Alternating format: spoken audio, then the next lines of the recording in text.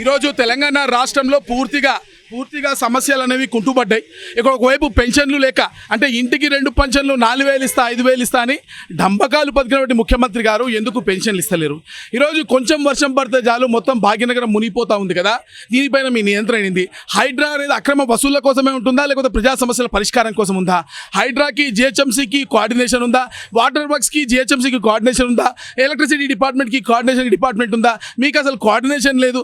Water వర్క్స్కి CMD మీరే, ముఖ్యమంత్రి గారు గుర్తు చేస్తున్నా, మీరే సీఎండి. ఈరోజు నగరంలో రక్షిత మంచినీరును కూడా కల్పించిన పరిస్థితుల్లో రాష్ట్ర ప్రభుత్వం అంటే అది సిగ్గు చేటు. ఇప్పటికి కూడా ప్రజలు పొల్యూషన్ నీరు, పొల్యూటెడ్ అయినటువంటి మంచినీరు తాగుతున్నారంటే, రక్షిత మంచినీరు దొరకట్లేదంటే ఎంత అవమానమో, ఎంత అన్యాయమో తెలంగాణ ప్రజల పట్ల జరుగుతూ ఉంది. మీరు అర్థం చేసుకోవాల్సిన అవసరం ఉంది. వీటన్నిటికీ నిజంగా తెలంగాణ రాష్ట్రంలో ప్రజలకు న్యాయం జరగాలని, ప్రజా సమస్యల పరిష్కారం జరగాలని, లాల్ భయ్య ఆజావ్, ప్రజా సమస్యల పరిష్కారం జరగాలని చెప్పి మేము నిరసన వ్యక్తం చేస్తూ ఈరోజు భారతీయ జనతా పార్టీ పక్షాన మేము కార్పొరేటర్లను కూడా, మరి కార్యకర్తలను కూడా నిరసన వ్యక్తం చేస్తున్నాం.